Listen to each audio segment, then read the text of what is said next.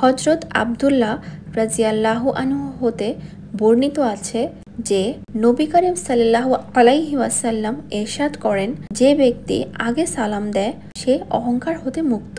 আমাদের সমাজে বেশিরভাগ মানুষের মধ্যে এই ভুল ধারণা আছে যে সালাম শুধু ছোটরাই বড়দের দিবে, কিন্তু তারা জানেই না যে যে ব্যক্তি আগে সালাম দিবে তার নেকি বেশি হবে। আর কেউ যদি আপনাকে সালাম দেয় তবে সালামের উত্তর দেওয়া আপনার জন্য ওয়াজিব হয়ে যাবে।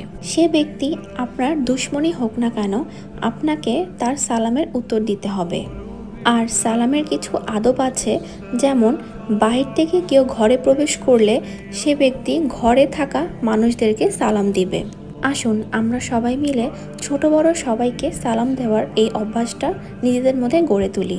আজকে তাহলে এই পর্যন্তই। আমার ভিডিওটা ভালো লেগে থাকলে বেশি বেশি করে শেয়ার দিয়ে দিবেন। আসসালামু আলাইকুম, আল্লাহ হাফেজ।